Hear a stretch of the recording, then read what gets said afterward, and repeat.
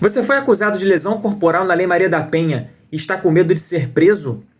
Meu nome é Thiago Knop, sou advogado criminalista no Rio de Janeiro e no vídeo de hoje eu vou explicar para você quando a lesão corporal entra na Lei Maria da Penha, quando essa lesão corporal pode levar à prisão e quais pontos a defesa normalmente analisa. Para entender quando a lesão corporal entra na Lei Maria da Penha, primeiro é preciso compreender que a lei foi criada para proteger mulheres que sofrem violência em contexto doméstico, familiar ou afetivo, e que o objetivo da lei é prevenir, punir e combater situações de violência baseadas em relações de poder, controle ou vulnerabilidade. A lesão corporal entra na Lei Maria da Penha, de acordo com o que diz a legislação, quando alguns requisitos estiverem presentes. Dentre eles, quando a vítima for mulher, quando houver relação doméstica, familiar ou afetiva. E, por último, quando a agressão ocorrer dentro desse contexto. Isso pode envolver namorado, companheiro, pai, padrasto, irmão ou outras relações semelhantes. Por exemplo, se um homem agride fisicamente sua companheira durante uma discussão, essa lesão receberá o tratamento jurídico previsto na Lei Maria da Penha. A lesão corporal entra na Lei Maria da Penha, portanto, quando existe ofensa à integridade física da mulher em contexto de violência doméstica ou familiar. Atualmente, a pena prevista para o crime é de 2 a 5 anos de prisão.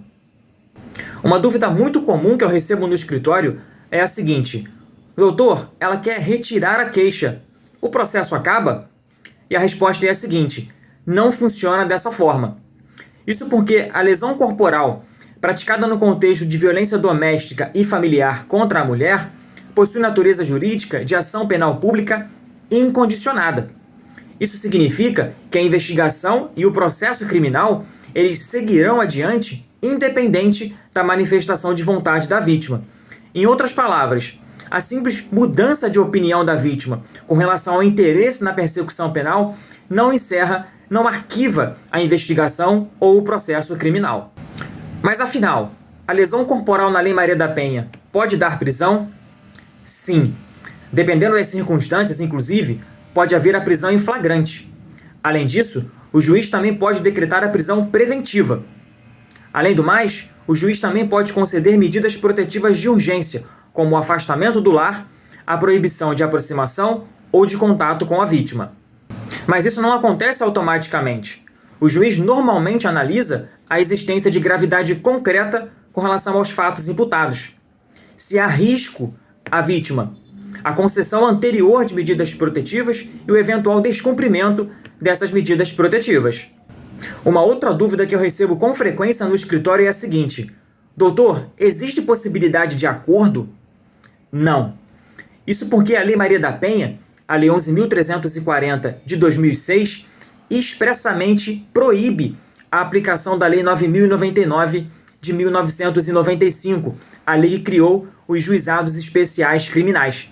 Diferentemente do que acontece com outros crimes de menor potencial ofensivo, ou seja, aqueles cuja pena não é superior a 2 anos, a Lei Maria da Penha proíbe a aplicação, por exemplo, de transação penal, de suspensão condicional do processo ou até mesmo a aplicação de penas restritivas de direitos.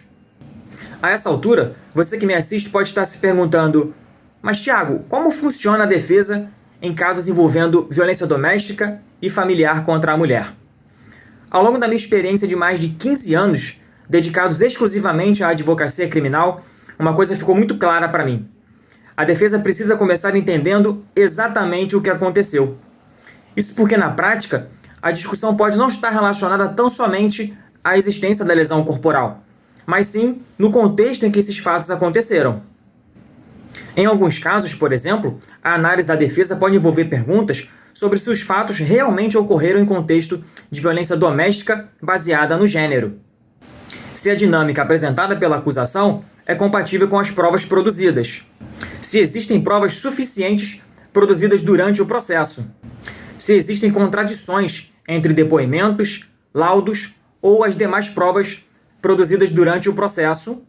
Em caso de acusado preso preventivamente, se a prisão preventiva é realmente necessária, ou se outras medidas alternativas seriam suficientes para proteger a finalidade do processo.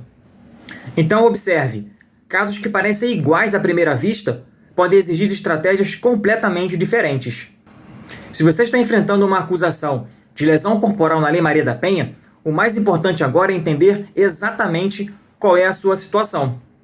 Isso porque, como vimos, dependendo do caso, existem situações relevantes que podem influenciar diretamente a estratégia utilizada no processo. O meu contato está na descrição do vídeo.